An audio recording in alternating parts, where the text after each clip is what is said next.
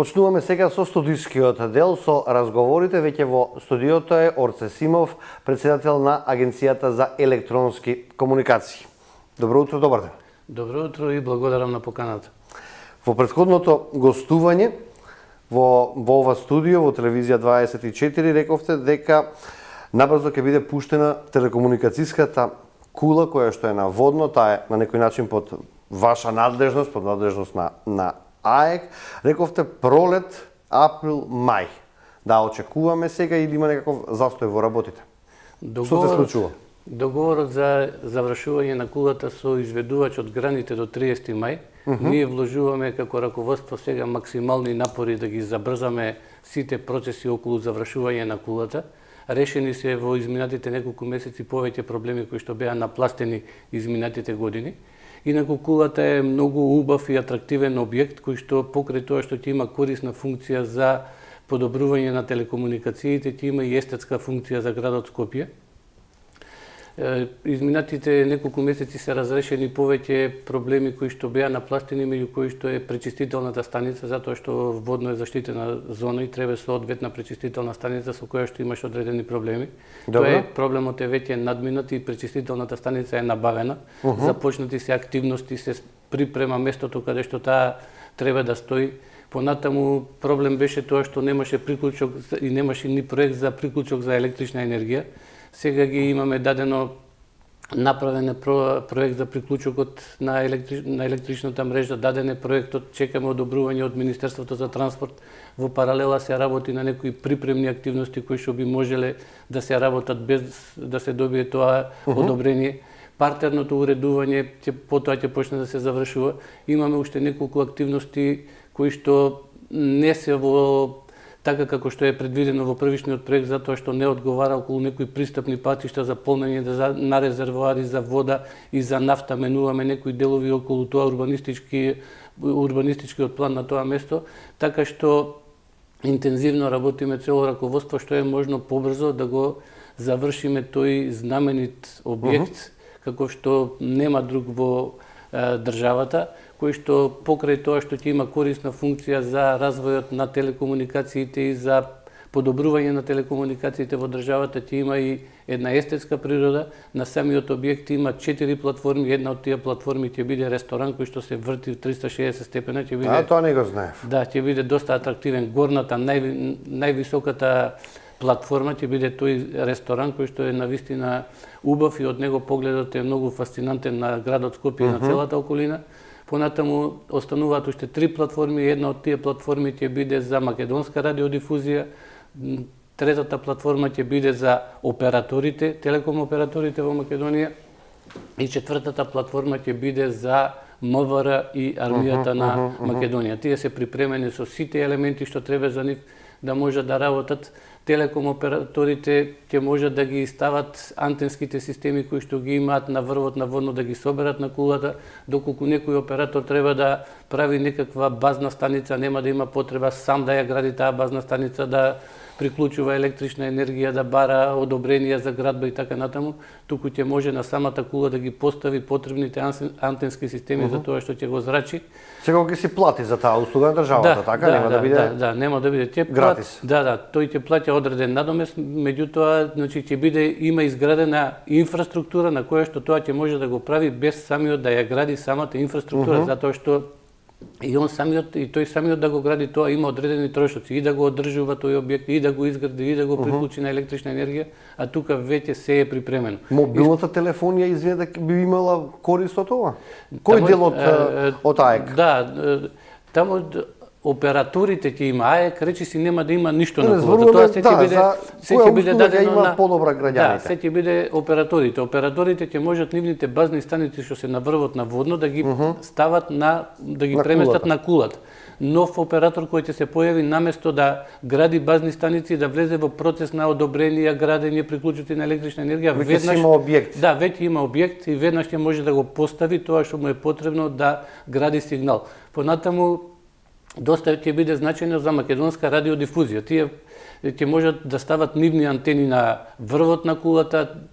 Тие се со новиот закон и оператор за DAB радиото, за дигиталното радио, те треба да постават соодветни антенски системи низ државата најмалку на 32 позиции низ целата држава за да можат Македонија да ја покријат со дигитално радио.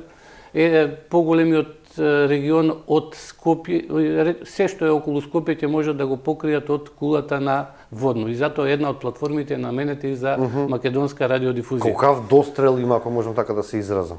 Кулата. До каде може да го праќа сигналот? Па кулата околу, зависи сега за кој сигнал се работи, доколку се работи за 5G сигналот, зависи на која фреквенција, доколку е на 700 МГц, тој сигнал... Се и до апаратурата. Да, се е до апаратурата и до фреквенцијата. 5G мрежите, они има 3 фреквенциски бенда, едниот е на 700 МГц, 700 МГц има најголем домет, меѓутоа и најмала брзина на размена на информации доколку се користи интернет. Понатаму има 3,6 ГГц, од 23 до 47 ГГц, така што зависи од антенските системи кои што ќе бидат поставени, од тоа ќе зависи и дометот, меѓутоа се што е околу Скопје, околина на Скопје, селата што се позади Водно, тоа се ќе биде може да биде покриено од тие системи кои што ќе бидат поставени на кулата. Кулата е 145 метри, плюс има решетка една сега 27 метри висока, таа е метална решетка која што ќе биде поставена на врвот на кулата, однесена и решетката. Сега визуелно поголема е од крстот? Визуелно ќе биде двојно поголема од крстот, затоа што крстот е 75 метри, а кулата ќе биде над 150 метри. Металната решетка веќе е однесена на Водно, таа е направена од 4 парчиња кои што ќе се кренат на врвот на кулата, понатаму таму ќе бидат монтирани. Сега од денес ќе почне да се крева кранот, да има поголема висина, да дојде над моменталната висина на кулата, за да може таа челична решетка да се качи на врвот и да почне да се монтира и самата челична решетка, на која што потоа ќе можат да се монтираат антенските системи. За колку време би било тоа?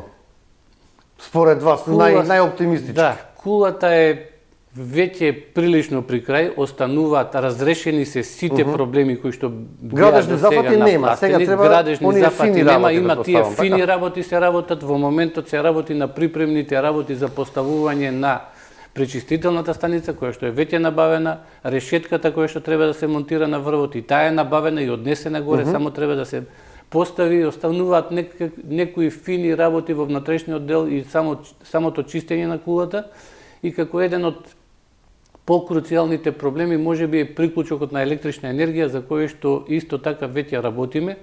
Очекуваме во секој момент да го добиеме решението од Министерството за транспорт и потоа да пристапиме и кон Тоа се добива на крајот кога ќе бидат завршени сите работи, бидејќи со години се гради таа кула. Зошто до сега го немаме тој документ? Таа кула со години се гради повеќе од 12 години. Ние сега настојуваме да забрзаме повеќе процеси, се што може да се работи во паралела, и настојуваме што е можно побрзо да го завршиме објектот кој што е навистина и убав и атрактивен, и има и фасцинантен поглед од него кон целата околина. Овој дел со кулата да го завршиме со колку ќе чини на крајот? Кажавте една сума пред претходното мое гостување да ја потврдиме уште еднаш. Па првата цена на кулата е околу 1.070.000 денари. По одредени основи ќе има намалување, по некои други основи ќе има некакво мало зголемување, така што кулата ќе чини околу милиарда 150 милиони. Првата цена била 1.070 милиони денари. Дека милион рековте дека малку ми се виде. 1.070 милиони денари. Финално ќе чини околу 1.150 милиони денари, од прилика. Со клучна рака? Со клучна рака, да. Добро. Дигитализацијата, да офатиме уште во неколку прашања. Перцепцијата дека е на релативно ниско ниво. Државните институции, може да кажеме дека некои софтверски решенија имаат добри, меѓутоа, каква е состојбата кај малите и средни предпријатија и поврзаноста со државата? Дигитализацијата во Македонија не е на многу високо ниво. Тоа го покажуваат и извештаите ЕУ што ги има направено. Последниот извештај што е готов и што е направен беше за 2021-2023 година и за жал по тој извештај ние се најдовме на последно место во Европа. Во Европа? Да, нашиот индекс на дигитализација според тој извештај за e-governance беше 35, просекот на дигитална трансформација во сите останати држави просек е 70 додека најдигитализираните држави меѓу кои што беа Естонија и Малта имаат 96 и 92 соодветно. Така што на тој план на нас ни предстои многу работа. Дигиталната трансформација има големи бенефити, како за државните институции, така и за самото стопанство, а со тоа и за граѓаните. Што треба да направиме за да го подобриме индексот? Што се мери, еве?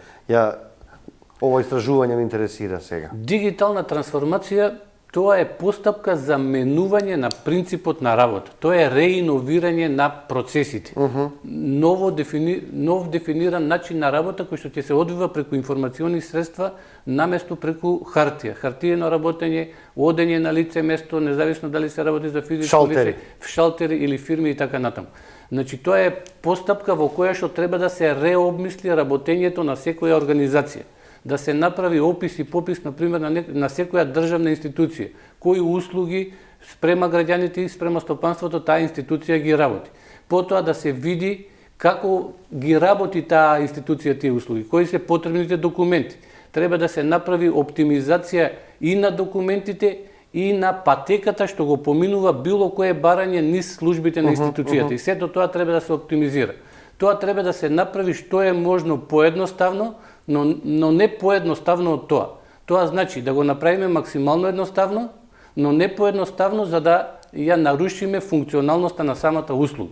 Тоа треба да се направи, значи да се реобмислат сите услуги што се даваат према граѓаните и према стопанството и да се реобмислат сите потребни документи за тоа и тоа максимално да се оптимизира. Откако ќе се обмисли сето тоа, тогаш да се пристапи кон изработка на информациони системи и софтвер. Не сега, затоа што ако ние сега ги преточиме во софтвер сегашниот начин на работа, тогаш ќе направиме само дигитализација.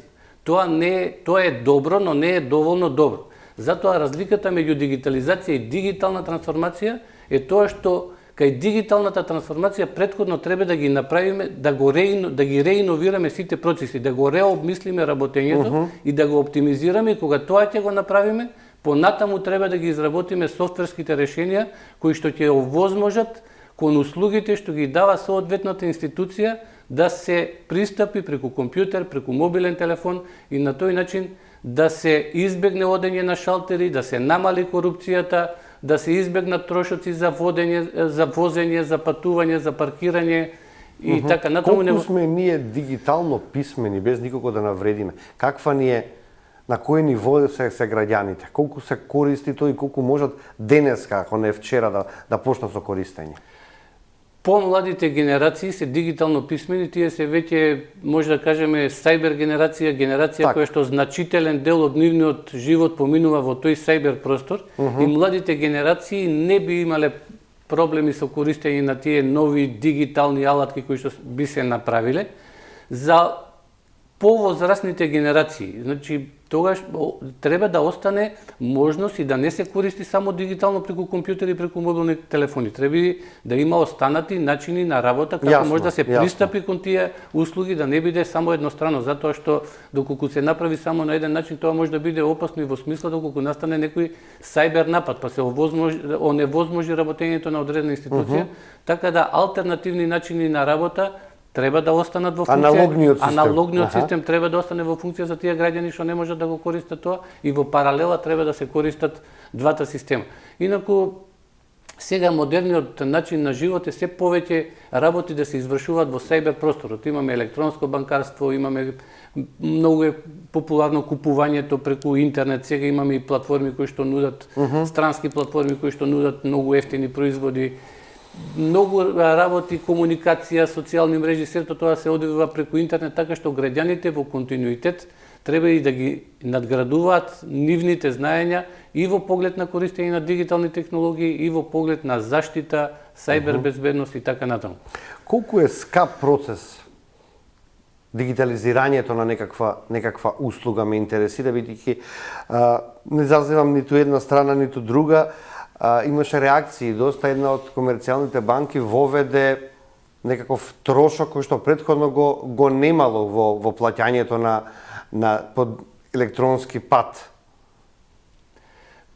Плаќањето по електронски пат може Зборуваме за дигитализација, да ми го разберете, зборуваме за јасно, дигитализација и олеснети Одедна- функционални работи, а не сакаме тоа да го платиме. А ако отидеме на шалтер, е двојно поскапо од тоа што бара една или друга банка за да се плати по електронски пат. Од една страна за компанијата која што нуди дигитални услуги, таа ги нуди тие дигитални услуги преку информациони средства, што значи дека не треба да ангажира работна сила ниту просторија каде би ги извршила тие услуги ако се одвива по аналоген пат. Меѓутоа таа услуга за да ја имам јас или вие, таа кошта милионски суми во евра. Таа платформа, таа услуга која што се прави, тој софтвер. Тој софтвер, таа услуга чини одредена сума на пари, меѓутоа и плаќањето на луѓето и просториите кои што треба да се користат или да се изнаемат или да се купат или да се изградат, за нив да се плаќа електрична енергија, грејење, ладење, и тоа има свој трошок, така што не верувам дека тој трошок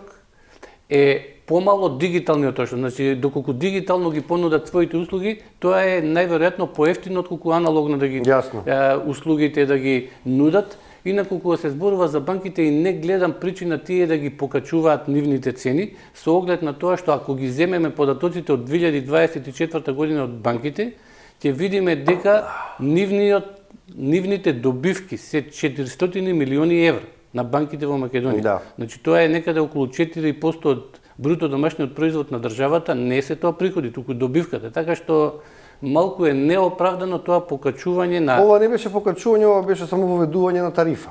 Од тоа што било претходно бесплатно, се наплатува. Воведување на нова давачка. Значи нешто што не постоело и сега почнува наеднаш да се плаќа. А останатите услуги кои што ги нудат исто така се континуирано во текот на годината се зголемуваат и за граѓаните и за стопанството, и тоа со значителни проценти, 20%, 30%, 40%. И навистина треба малце да се има предвид дека и каква е економската состојба кога се прават сите тие покачувања во банкарскиот сектор. Ќе стигнеме и до банкарскиот сектор, вие сте представник и на Стопанска комора, подпредседател, се уште да ги зборуваме овие теми од вашиот домен како експерт. На ФЕИТ имаше интересна дебата, кибербезбедноста како чувар на дигиталната доверба. Што значи ова? Дигиталната трансформација нуди големи бенефити за граѓаните и за стопанството. Значи, доколку компаниите се дигитално се трансформираат, тоа ќе им овозможи приходи според многу истражувања поголеми за над 20%. Ќе ги направи побрзи, поефикасни, подобри, ќе овозможи повеќе канали за комуникација со крајните корисници. Доколку станува збор за државните институции, тие ќе понудат подобри услуги, доколку се дигитално трансформирани према стопанството, према граѓаните, ќе стане државата поотпорна во услови на економски кризи. Меѓутоа, тоа носи и соодветни ризици во однос на сајбер безбедност. Значи, дигиталната трансформација и мерките за сајбер безбедност треба да одат во паралела, затоа што кога ние ќе почнеме услугите, работите да ги нудиме, да се одвиваат во сајбер просторот преку дигитални средства, тогаш стануваме и мета на разни напаѓачи кои што можат да дојдат од цел свет. И доколку се оневозможи информациониот систем на соодветната институција или на соодветната компанија, тогаш таа нема да може да ги извршува своите активности, односно компанијата нема да може да ги дава своите услуги, и тоа може да донесе до финансиски штети по повеќе основи. Значи, во паралела мора покрај дигиталната трансформација да се одвиваат и активности за зголемување на сајбер безбедноста, односно да се градат капацитети за заштита на информационите системи од напади и за намалување на штетите кои што би можеле да настанат доколку одреден информационен систем е нападнат. Какви системи има во Македонија? Добро заштитени сме? Па, ние мора да работиме на тоа да ги подобруваме нашите системи за сајбер безбедност. Во моментот во Македонија во процедура е нов закон, донесување на нов закон, тој предлог законот е веќе ставен на ЕНЕР за сајбер безбедност, односно за безбедност на мрежите и информационите системи, и со тој закон се предвидува да се градат капацитети за безбедност на мрежи и на информациони системи. Во него се дефинирани критични области во државата, критични сектори се дефинирани, дефинирано е да се изградат одредени капацитети кои што би се грижеле за таа безбедност, политики, стандарди, процедури, се со цел да постигнеме што е можно во поголем степен доверливост, интегритет и достапност на информационите системи на државните институции и на компании кои што работат во одредени области, а ги третира тој закон.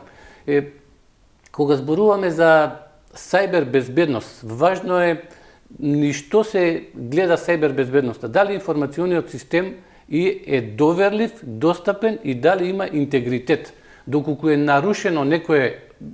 се нарушени некои од тие еден или повеќе од тие три столба, тоа значи дека информациониот систем врз него извршен некаков сајбер напад, кој што може да има и финансиски, и правни последици, и други последици од друга природа. Да речеме... Ке може да откриваме кој ги паќа мејловите со лажни бомби?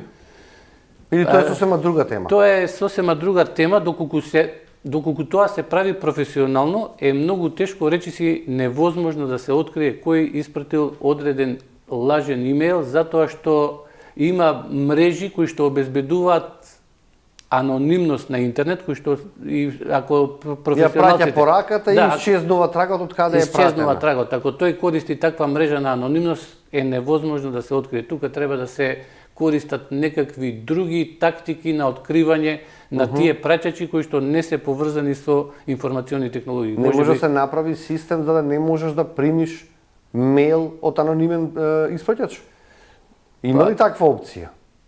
Да не стигнуваат мејлови од анонимен? Мејловите може да... Но тогаш ќе се наруши слободата на интернетот. Може да се направат одредени ограничувања, може да се направи некоја цензура, но ќе се наруши слободата што треба да ја има интернет мрежата. Значи, тоа е јасно, меѓутоа за безбедноста пред се на нашите деца, тоа би било како идеја.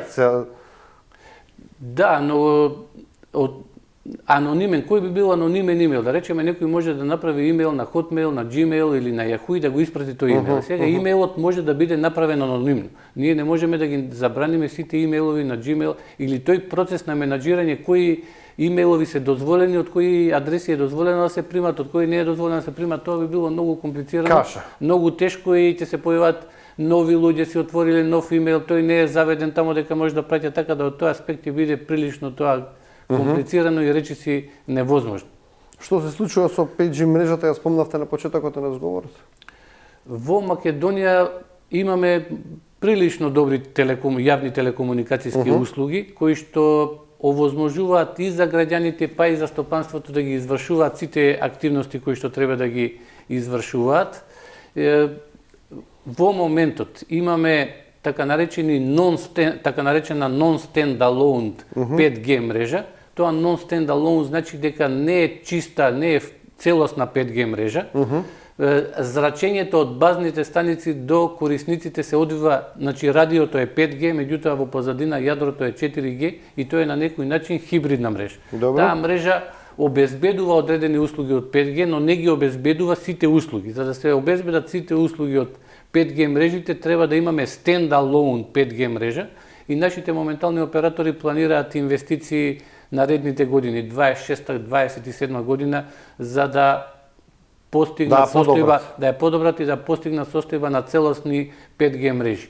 Сега имаме интерес за трет мобилен оператор. Ние на 15 април како АЕК распишавме оглас за интерес за некоја страна доколку е заинтересирана да инвестира и да изгради мрежа за трет мобилен оператор во Македонија. Огласот завршува на 15 мај. Интерес имаме до сега од една компанија, доколку тие навистина влезат во тој процес. Тоа е денеска. Да, денес завршува времето и во понеделник веќе ќе се знае каква ќе биде состојбата, дали ќе има еден или повеќе заинтересирани страни.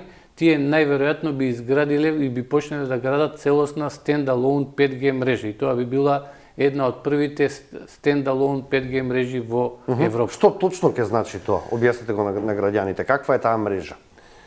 Тоа значи дека и радиото и тоа што се емитува од базните станици и во позадина јадрото, односно корот што ги овозможува сите сервиси се 5G. Не е јадрото 4G, а само зрачењето 5G. Целосно ќе биде таа 5G и ќе овозможи и одредени услуги кои што сегашни со non-standalone мрежа нема да може да се обезбедат. Да речеме, една од тие услуги е слайсинг, се вика слайсинг. Тоа значи дека треба да се гарантира колкаво ќе биде дилејот, односно каснењето при патување на одредени операции, дека тоа нема да биде поголемо од толку и толку. Тој слайсинг може да се гарантира само со standalone 5G мрежа, а со овие хибридни мрежи не можат, така што самите 5G мрежи ќе овозможат да се развијат многу дополнителни, да можат и други приватни субјекти да развијат многу дополнителни сервиси и услуги кои што ќе бидат достапни на корисниците, а ќе се користат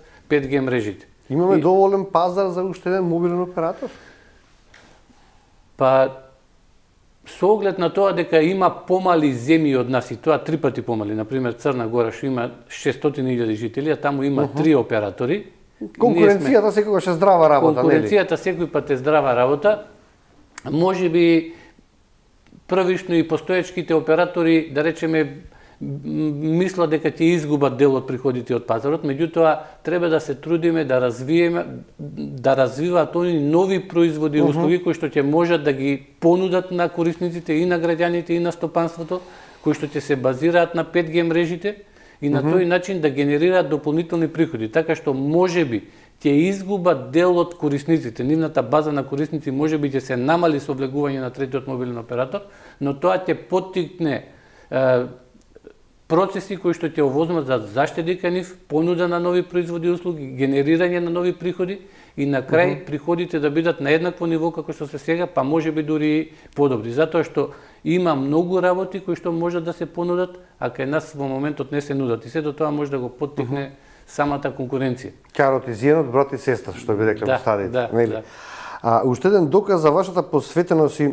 за академската извонредност и иновација е новата книга која што ја објавивте, алгоритми и структури на податоци со имплементација во Java. Ова е книгата која што ја донесовте и во нашето студио, ќе биде користена на факултет, ќе биде користена само на слободните читатели или? Па таа книга може да биде користена. Пошто гледам дека е доста стручна. Да, во таа книга се обработуваат прилично стручни, да не речеме малце комплицирани теми кои што се срж на информатика, затоа што информатиката како наука не е информатика за самиот компјутер, туку информатиката е наука за информации, за прибирање, складирање и обработка на информации. Како да ги собереме, на кој начин да бидат складирани и како да ги обработуваме информациите. Тоа е суштината на информатиката и во таа книга се обработени теми како што се алгоритми, што се тоа алгоритми, какви алгоритми има, која е комплексноста на одредени алгоритми изразена низ една прифатена рамка за изразување комплексност што се вика big O нотација. Потоа разни апстрактни типови на податоци кои што се користат и во оперативните системи, и во базите на податоци, и во процесорите, како што се апстрактни типови на податоци, стекови, редови, дрва, бинарни пребарувачки дрва, хипови, напредни алгоритми за сортирање како hip sort, merge sort, quick sort и така натаму. Значи, суштински теми кои што овозможуваат на читателот многу подлабоко да ги запознае механизмите, принципите, како функционираат одредени области од информатичките науки, како функционираат оперативните системи, базите на податоци, подлабоко да се разбере што е тоа што се случува, да речеме, во позадина. Во една од вашите објави на социјалните мрежи велите дека оваа област може да изгледа застрашувачка за студентите и читателите, но поради тоа целта на пишувањето на оваа книга беше да се разложат и поедностават овие концепти да се представат на еден јасен и пристапен начин. Па настојував што е можно појасно да ги прикажам тие концепти, затоа што тој предмет го предавам повеќе од 15 години и знам дека е вака прилично тежок за студентите и затоа сите тие концепти што се представени во книгата се представени покрај со текстуални описи и со графички описи. Има над 108 илустрации во книгата и 35 примери со изработени класи во програмскиот јазик Java за сите тие концепти што ги има во книгата, во кои што има начини, описи и спецификација како може да се користи, значи тие концепти би можеле во професионален живот за некои програмери да ги користат доколку имаат потреба од такви апстрактни типови на податоци. Значи настојував што е можно на поедноставен јазик да се прикажат тие концепти, да бидат прикажани со графика, со слики, што е тоа што се случува, како се складираат податоците, како се наоѓаат, како се бришаат, како се додаваат нови. Сето тоа е прикажано низ слики, а имам обработувано и неколку напредни алгоритми за сортирање, меѓу кои што се merge sort, heap sort и quick sort, тоа се доста брзи алгоритми за сортирање. Сортирањето е многу суштински, тоа значи подредување на одредени елементи по големина и се користи на многу места во информатиката, меѓу кои што и во базите на податоци. Во книгата е прикажан и менуван и еден алгоритам за quick sort на Хуаре партиционирање. Што значи тоа? Тоа значи дека направив нов начин на тоа партиционирање, направено е на некој начин модифицирање на оригиналниот алгоритам за партиционирање на Хуаре и направени се повеќе експерименти на сортирање на низи од милион елементи и се покажа дека тој модифициран начин на сортирање дава отприлика 5 до 10% подобри резултати временски на самото сортирање, односно на подредување на тие елементи. Какви студенти имаме во Македонија од вашата област? Информатичари? Во Македонија мораме да го подобруваме од образованието, затоа што доколку сакаме да постигнеме подобра економија, поголем бруто домашен производ, да имаме поголема продуктивност, да можеме да нудиме технологии, производи, услуги кои што ги нема во светот, мораме да го подобруваме нашето образование. Ние сега во моментот во Македонија сме ориентирани само кон тоа да користиме нешто што некој друг го прави, а не и да создаваме и да нудиме нешто што други би го користеле тоа. Значи, тука и дури и тој гап, односно јас што се јавува меѓу тоа што некој прави и тоа што ние веќе не можеме и да го применуваме тоа што некој друг го создава, е нешто што не е добро, а далеку сме од тоа ние да можеме да почнеме да правиме производи и услуги што други би ги користеле. Значи мораме да го подобруваме нашето образование, почнувајќи од основно, средно, високо образование и така натаму. Сите домени. Да, во сите домени, затоа што образованието е тоа што ги произведува идните кадри во било која професија. И ако сакаме да имаме и добра економија, и добро здравство, и добро правосудство, мораме значително да го подобруваме квалитетот на нашето образование. Морам да го искористам вашето присуство. Вие сте и подпредседател на Сојузот на стопански комори. Неколку минути за економијата генерално. Што се случува на економски план? Стопанството, сега сме ние во една фаза кога стопанството заздравува од кризите што ги имаше последните 5 години, здравствената криза, економската криза, енергетската криза, финансиската криза и така натаму. Во Македонија еден од најголемите проблеми со кои што се соочува стопанството е недостигот на работна сила, и квалификувана и неквалификувана. Тоа е глобален проблем. Според Светска банка на дното по прогнозите за економски раст. Да, до наредните неколку години Светска банка прогнозира и изминатите 5 до 6 години ние и од Западен Балкан бевме на дното од тоа колкав економски раст имаме секоја година. Еден од поголемите проблеми со кои што се соочува стопанството е недостигот на работна сила. Кај нас во Македонија во континуитет, за жал, векови па и децении имаме одлив на население кон други држави, кон географски локации каде што условите за живот се многу потешки, ние ги напуштаме нашата родна земја, каде што имаме навистина и географски одлични услови за живење.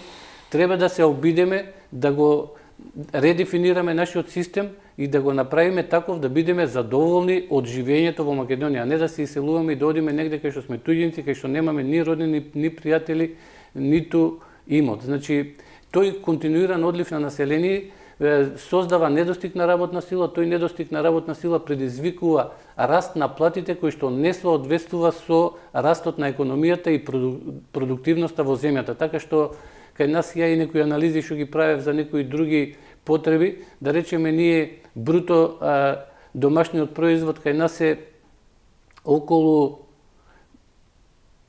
по глава на жител е околу 8.000 евра. Така, тука некаде доаѓа. 8.000 евра, а просечната плата е 700 евра месечно, нето плата, значи 12 по 700 е 8.400 евра. Кај нас просечната нето плата е поголема од бруто домашниот производ по глава на жител. И тоа многу ретко се среќава во светот. Кај другите земји тој однос е некаде на 60-70%. Тоа значи дека не соодветствува платата растот на платата со растот на продуктивноста и тоа што го имаме, што го создаваме како бруто домашен производ. Ние ако ги земеме анализите од последните 7-8 години, ќе видиме дека економијата растела 1-2% годишно, во неодредени години била во минус кога беше криза, а платите растат последните години во просек и над 10%. Како социјален момент е повеќе. Како социјален момент е повеќе, меѓутоа тоа е неодржливо на долг рок и неодржливо од страна на стопанството. Со овие пари од унгарскиот кредит има за намена да се потрошат и да се подигне производството. Колку Сојузот на стопански комори ги користи овие пари? Колку од компаниите аплицирале и добиле кредит?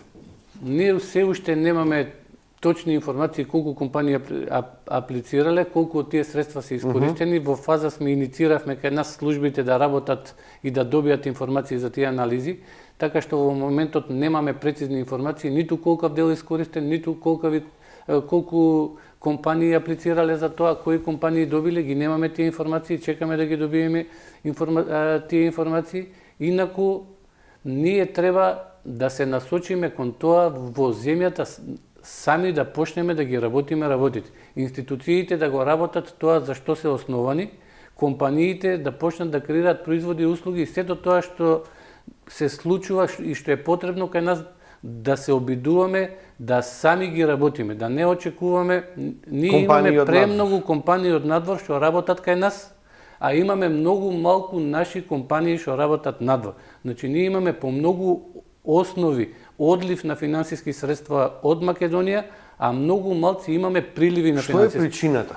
Зошто не сме главни изведувачи, например, на некој капитален проект? Каде е причината? Во минатото наши компании биле изведувачи на капиталните објекти што се граделе низ Македонија.